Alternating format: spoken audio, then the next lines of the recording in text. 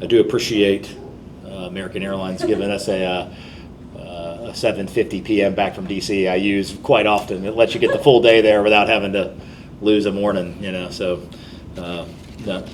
not just convenient bragging on our airport. It's why I'm here in front of you is because we got good direct service from DC. So thank you guys for being here.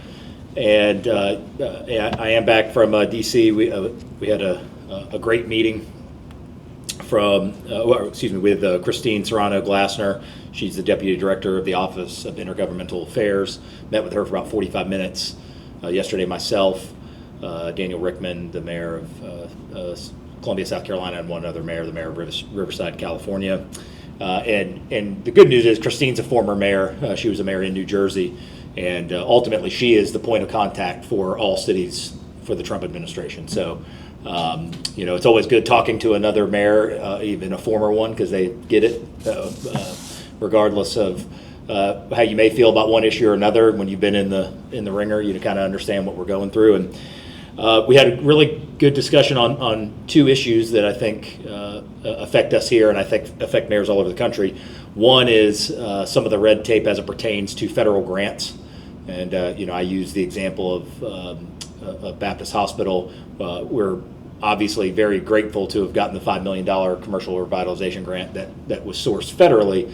But with federal grants comes lots of red tape and lots of time and all of those things. So even in the case of Baptist, we separated it across the street ultimately to the south so it didn't intermingle with the main demolition.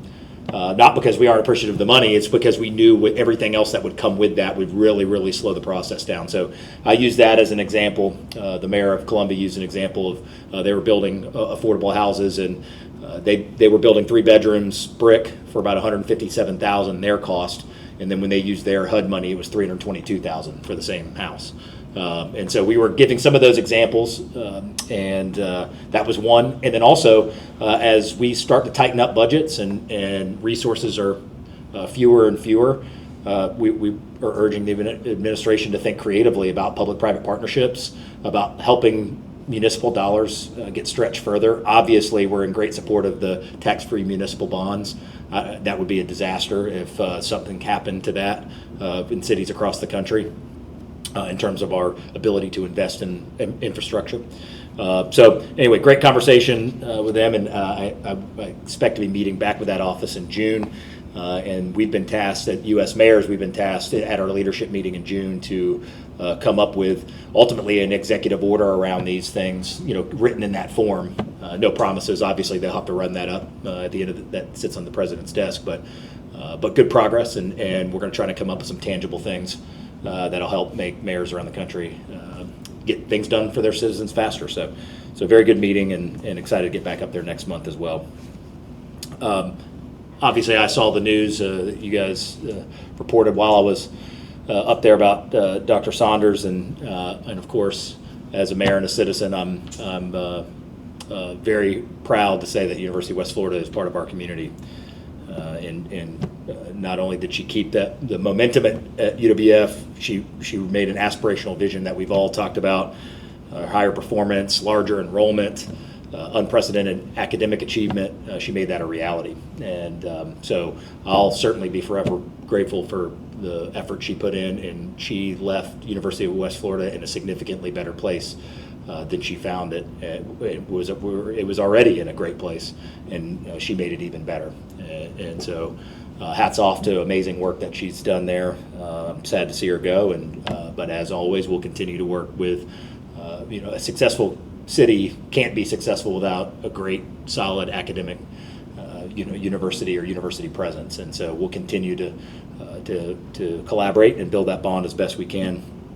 But I just am very, very grateful for Dr. Saunders' work, her collaboration with us, and taking my phone calls on outside the box ideas. And she was always open and willing to work with the city anytime that she could, and work with me prior to this job on other things. She's had a long track of success of collaboration. Excuse me. And so very, very grateful for her. You'll see the first substantial portion as it pertains to recycling on next week's agenda. which is the pricing changes that we have to put in. And remember, since the beginning, we talked about going to a opt-in pricing structure. So there'll be 2 reads. So it'll go the second meeting in May, and then the second read will be in June. And what we will be doing is we will be going for once a week service. The bills will actually be, if you decide you do not want to opt in, your bill will actually be dropping to about to $24.99 is what we're proposing to the council. And if you are opting in, you'll be charged $32.99. We can get you exact to the penny numbers, but we're charging $27 and change right now. But if you recall, we've actually delayed the set increases already approved by council in the previous administration. There was already set increases that were going to take place.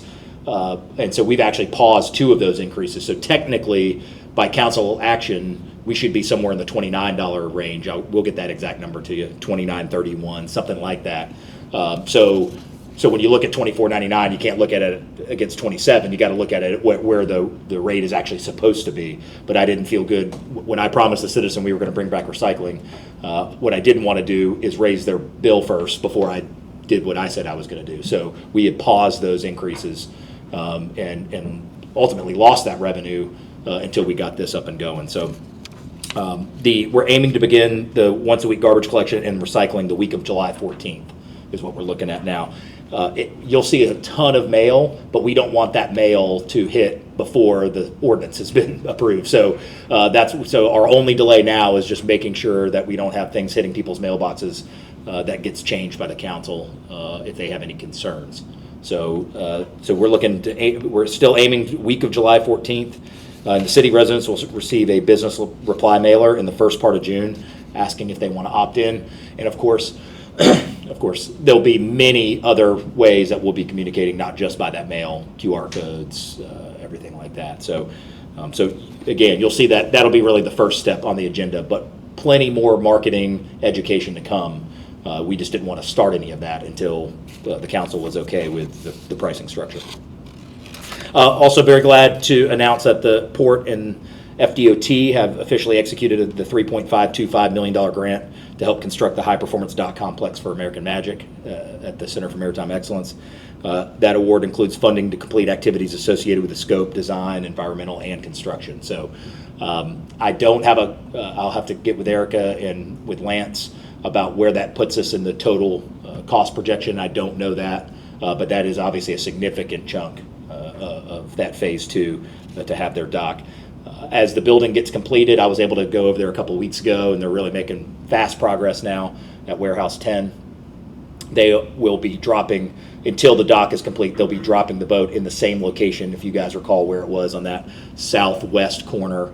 They'll be just using that as a temporary location until this dock is completed. So, but great news to have that money officially in the house, the $3.5 million. And lastly, a quick reminder, I'll be hosting a town hall tonight with Councilman Charles Baer, 5:30 p.m. At Asbury Place at Cokesbury Church, 5272 9th Avenue. So that'll run from 5:30 till about 7. So we'd love to see you there. And that's everything I've got. Happy to take your questions. You conversed back and forth a little bit with some folks on Facebook about the grate issue in front of the Pensacola Ballet, the woman that had fallen. Mm-hmm. You had mentioned it was a utility issue. Who is in charge of that? In charge of what? The actual grate itself and the Our public works team is looking at that. We have, as you can imagine, especially downtown, we have easements all over the place with all sorts of utilities. Some, as a matter of fact, when I was a business owner, there was AT&T had a utility. They had a right to go put things on the back of my building as a private owner from something back in the 70s and 80s. So it's with Amy Tootle in our Public Works Department. She can speak specifically to whose easement is what. What we know is the city doesn't have any grates, in sidewalks. There's no use for that for us. So we would know that immediately, obviously, if there was something that we had put down there. But typically when you see that anywhere downtown, anywhere in the city, there isn't any infrastructure that we put in that requires something like that. It's going to be a utility. Whether it's FPL or a telecommunicator, Public Works will have that answer for you. When folks see issues like that, who should they be calling? Yeah, listen, what I always try to say is, I have no problem, I think trying to clarify for citizens wherever they are, whether that's at a town hall or social media, when we can do that. We're not going to get into arguing about things, but just trying to really make sure that we're talking fact, I think is important. But my number one recommendation always is to call 311. Because even when you put something on social media, you're hoping that someone at the city or the mayor or the public works director is going to see it. And typically the goal isn't always to solve it. It's it's some other goal usually. But if the goal is to solve it as quickly as possible, I cannot give a stronger recommendation than calling 311. Ticket goes directly to the department, and you're not relying on someone in the community to see it or another citizen to tag the mayor or whatever the case may be. So as I always say, and listen, everybody uses social media the way they want to. If their goal isn't to solve it and they want to just show something on Facebook, they have their right to do that. I don't knock them for that. I just mean if we're trying to have a positive outcome, I could not recommend more of 311. And when I'll mention again, when I got here, we had about 2,000 open tickets in 311. Now we range between 40 and 50. We have really overhauled, and we have invested tons of time and bandwidth, especially early in this administration, because I didn't want to tell the citizen to call 311 with 2,000 tickets sitting there and saying that Facebook might be more effective. I can honestly say that 311 is significantly more effective of anything you see. And please let us know if you think if a stop sign's down, if you're not hurting our feelings, let us know. It may not be ours. It might be a state road. It might be a utility easement. We don't know, but we have no problem with our citizens being good eyes and ears for us. And we've solved many issues that way. Matter of fact, I can give a good example of that. Someone had posted a photo about there was some digging going on near the 12th Avenue trees where we had a utility that was putting in fiber, I believe. We were aware of the project overall, but there were a couple minor issues with it, and we were able to get our arborists out there. You're digging around those 12th Avenue trees. We're sending someone out, so it made sure everything was okay, but it just made sure that project didn't, that could have gone way wrong around those historic trees. And so we're happy to hear from people, and 311 is just the best way to do it. I have one more question on that topic. Yeah. On a broader scale, when it comes to issues with the sidewalks, we had tips pour in after somebody had sent us that conversation you had with that person online about how does the city police the sidewalks in issues like that with the utility, but maybe if a tree starts to come up through a sidewalk in the neighborhood, or issues where there may be safety concerns, how do you guys proactively go out and look for that and try to get that fixed? Yeah, I mean, I think we've first of all invested significant dollars into improving and making more ADA accessible sidewalks. That's basically a constant project, right? We have hundreds and hundreds of miles of sidewalk. And so we will not have enough city employees ever to wake up every morning and look at every crack of every sidewalk in the city. So that is why, citizens letting us know.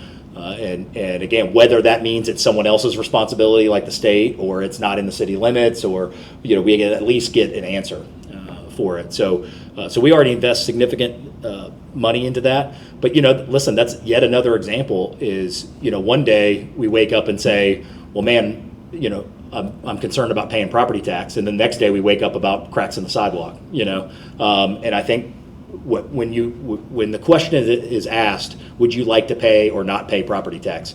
I chuckled at a poll that I just read that said, turns out most Floridians don't want to pay property tax. Well, no kidding.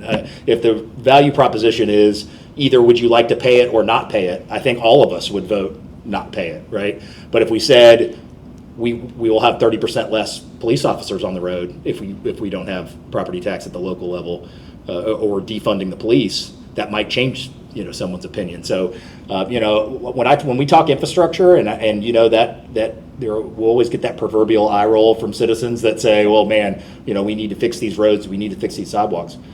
The money we do that with is property tax and local option sales tax. That is how we fund these things. And so it's already hard enough to do that, but I certainly urge our citizens to keep that in mind when they call 311 about a sidewalk.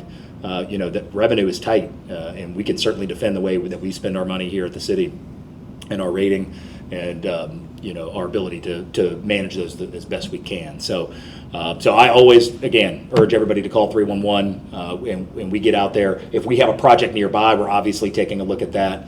But there's lots of citizen-led things. Nothing wrong with that. There's a lot of citizen-led tips on stop signs and all that, and we appreciate people doing that.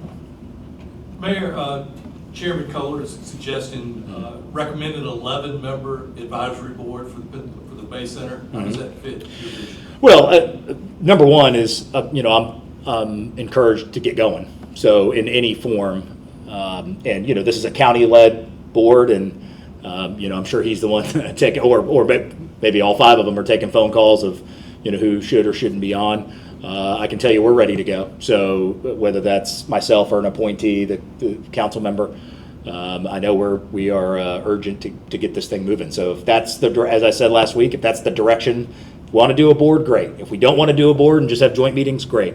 Let's just get this ball rolling. And if that's the board that they go with, that was pretty close to what the original recommendation that I had sent over to Allison, just as a not demanding anything, but just as a kind of, here's a rough idea in my head. And then I think they added a citizen from the city limits and the citizen from the county as well. I think job one is get this project moving, and if that's the direction they decide to go with the county, and that's the 11 they want, then we'll be there. Yep. Mayor, city parks. Mm-hmm. So you got a new parks director. Mm-hmm. Are you rebooting the whole approach to city parks? There was, to be a master plan of sorts, and you mentioned that y'all were slightly going in another direction in terms of the long-term planning of the parks. But could you bring us up to date on what a new parks director may or may not mean? Yeah, listen, I think the Parks and Rec department is arguably the most front-facing department we have, right?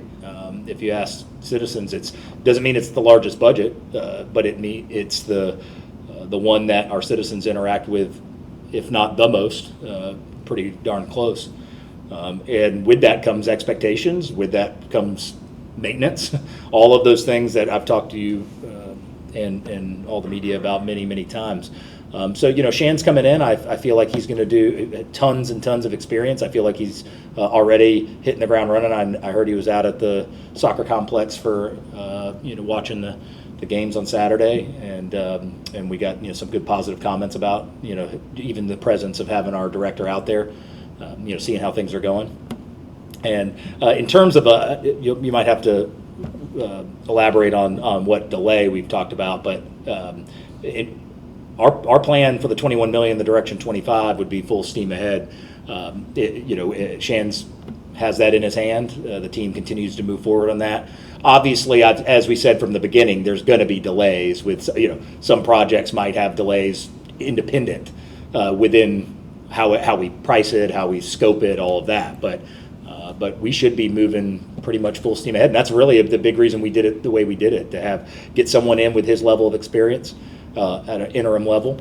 He's here indefinitely. At this point, it's not for 3 months or for 4 months. I mean, he's running the department for the foreseeable future, and brings a lot of experience to the table. And again, I've gotten a lot of positive comments both inside the building and outside the building so far. So no real reboot in terms of new direction?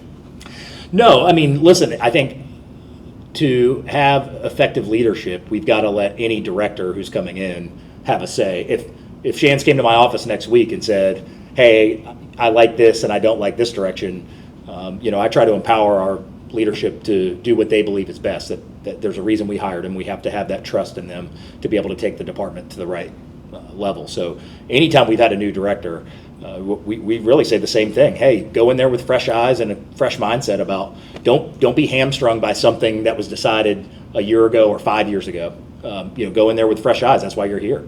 And I think he's doing that. So if he came to me and said, hey, let's pivot on this particular issue, certainly I would entertain that. If not, pretty much, barring something unforeseen, pretty much go with what he would want to do. But he has not approached me with any tangible delay or change that I'm aware of that's gotten to my desk at this point. I think we're still moving forward with everything that we've had going. His background in the Navy. Yeah. One of the big success stories the Navy's had in its budget in the last 10 years is they've developed public-private partnerships for Navy morale, welfare, and recreation on a large scale. You may have noticed at the Navy Days golf thing, the car dealerships, displays, and all that underwrites a big chunk of that. Is that still something that's possible in Pensacola parks? Is more public-private support for the parks? Yeah, the forum I'm really interested in, and this is not on the front burner at this point. Obviously, we want to get leadership installed and get our department, running optimally. That's obviously job one. But I think after that, there's an interesting conversation to have about maybe some type of parks foundation. I think it might be in some form like that, because the reality is, as to the question earlier about sidewalks, the reality is there is not a sustainable budget sitting on our lonesome that will be able to maintain the parks that we all expect them to have. And we're no different than any other city, any other county in Florida or in the country. If we expect that we're going to have enough tax dollars to keep the parks the way all of us want them to be kept consistently, it's just not going to happen. And so we've got to look at the outside. We've done that so far with grants. A lot of the big construction projects we're talking about were money that was not out of the city; it was grant funded. So we've been able to make some progress that way. But I could see in the foreseeable future, I don't know when, but some idea of a parks foundation where, hey, people that want to say, hey, I'm willing to do more. And we actually have little examples of that. We've got some downtown folks for a long time that have put money into the flower beds on Palafox, for example, and helped keep those clean and all that. They don't have to do that, but that's a group of people just saying, hey, we wanted to have a beautiful downtown. So there's little nooks and crannies of that type of philanthropy happening in the city where someone calls us and says, we care about this and we want to invest our money. So maybe having a more cohesive, streamlined approach to doing that would be an interesting thing to look into long term. But again, no timeline on that. But it would probably, to your question, would probably be more that direction. Mayor, we've had 2 regattas. What are some of the takeaways? Are there any changes in how we, the port, or anything that we need to do to be better accommodative?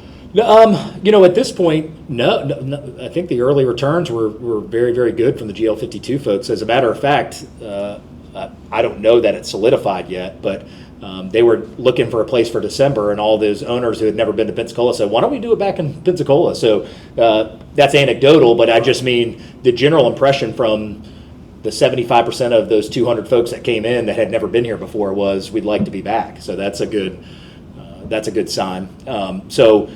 I think in the long term, the nice part about having that asset that we have over here, the marina, which is it's technically run by the port as well.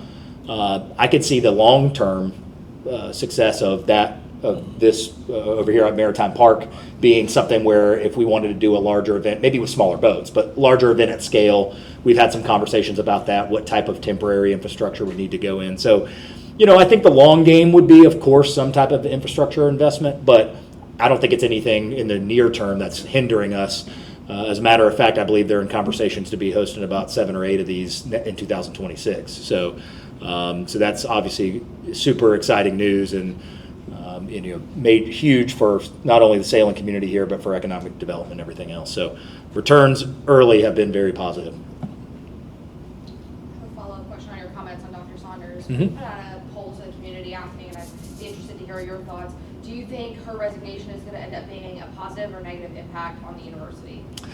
Yeah, I don't want to speculate on what, there's too much unknown at this point. All I can say is I've got the utmost respect for Dr. Saunders, and she, I think, did a wonderful job for this university.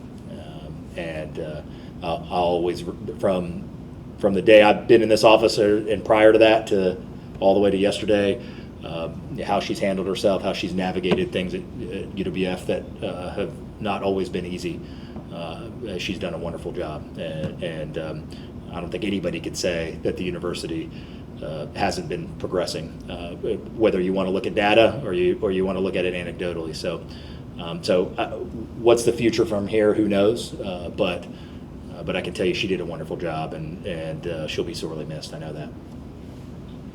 Mayor, the budget's, you're about 2 months away, 6 weeks away from any preview of what the budget's going to look like? I'm waiting on mine. No, so I know it's. I think I'm next up. So Amy and Tim, have. I think you'll do all right. Yeah. Amy and Tim have been working through all those meetings. They've saved me the 18 meetings times 2 on the early rounds, and then we'll be sitting around and going through all those different things. But we told our departments, this is. I think you're going to see at the state level. I think you already see it in conversation. Right. If we're going to be responsible right now, it's not going to be getting too entrepreneurial, and adventurous about what we think the budget is going to be, or in the future years as well. That the grant funding isn't going to be at the same level if we're talking about multi-billion-dollar tax cuts, things like that. So it's our job to adapt to that, and we're asking our departments to do the same, and saying, we want to see something close to a balanced budget, and then you can tell us what these 1 or 2 things are and maybe not just what you're adding on. What are you replacing? If you want these 1 or 2 shiny new things, what are we taking out? And so, these conversations will be a little different, this year, because we're reading the same tea leaves you are. That things happen at the state, and conversations about taking a significant revenue stream away from local governments, is going to put us on our heels a little bit. And I think that's the only prudent way to look at this budget would be a more conservative approach than entrepreneurial. This will be year 3 of the pay, Yes. the pay adjustment that you've been working on. It is, and year 3 was a significantly lower number than, so 1 and 2 were the big lifts. Right. Now we have to sustain those. Obviously, they don't go away. But year 3 was kind of just the window dressing at the end. It was the smallest by far of the increases. So there will be an increase, but it won't be nearly to the jumps that we saw in year 1 and year 2. Anything else? All right, thank you guys.